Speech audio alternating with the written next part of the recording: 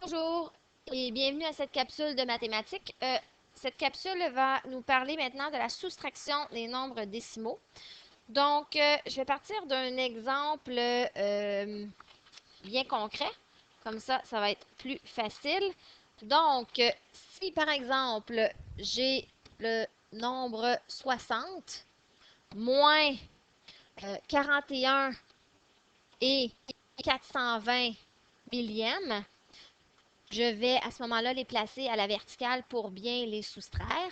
Donc, c'est lorsqu'on part de l'horizontale à la verticale, souvent c'est là où les élèves font des erreurs, parce que lorsque les nombres sont bien placés, l'élève n'a pas à se questionner à comment les placer pour faire la soustraction. Donc, j'ai un 60. 60, je rappelle que ça veut dire 6 dizaines.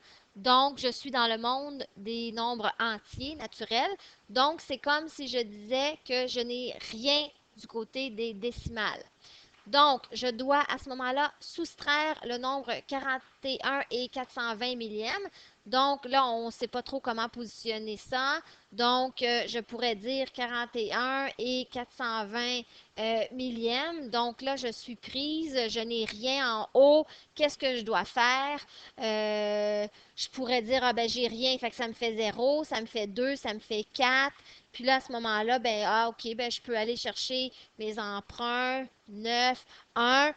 En passant, cette façon-là, ce n'est pas bon. OK?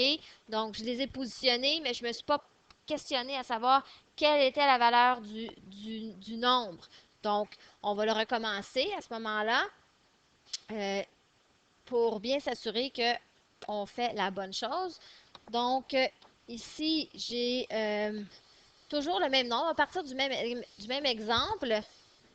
Puis on va s'assurer de bien comprendre ce que l'on fait. Donc, j'ai 60, 60, 60. Donc, 60, c'est comme si je disais 60 et je n'ai rien. Je pourrais ajouter un nombre infini de 0, ça ne changerait rien. Donc, 60 moins 41 et 420 millièmes. Donc, c'est lorsque je n'ai pas de nombre décimal, je peux ajouter la virgule et ajouter des zéros. Tout simplement comme ça. Donc, comment on procède? Bien, de la même façon que lorsque on a un nombre, des nombres qui n'ont pas de décimale, c'est le même principe. Donc, est-ce que je peux enlever 0 d'un 0? Ben oui, c'est 0 moins 0, ça fait 0. Là, j'ai un 2 et je dois le soustraire de 0. Donc, je n'ai rien. Je vais aller chez mon voisin, chez mon voisin, chez mon voisin, ici. Donc, 6, j'en enlève un. Il me reste 5, 10. Je veux aller encore en porter de l'autre côté. Donc, il me reste 9. Même chose ici. Mon but est d'arriver au centième. 9, j'arrive au centième. Maintenant, j'en ai assez pour soustraire le 2. Donc, 10 moins 2, 8. 9 moins 4, 5. Donc, ici, je mets ma virgule. Je passe du nombre des décimales au monde des entiers. 9 moins 1, 8. Et 5 moins 4, 1. Donc, toujours très important lorsqu'on fait une soustraction de bien aligner les décimales.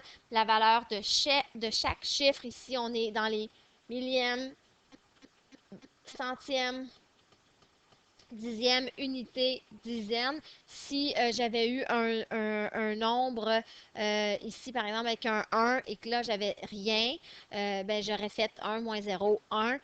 Donc, n'ayez pas peur de vraiment essayer de savoir quelle est la valeur du nombre plutôt que de simplement mettre des chiffres dans n'importe quel ordre et d'appliquer une soustraction ou même une addition sans vraiment comprendre ce que vous faites. Chaque chiffre à sa position a une certaine valeur, donc on veut soustraire des choses qui sont de la même valeur, sinon on doit l'emprunter à côté. Et n'ayez pas peur de rajouter des zéros lorsqu'il n'y a rien à une position. Zéro veut dire rien.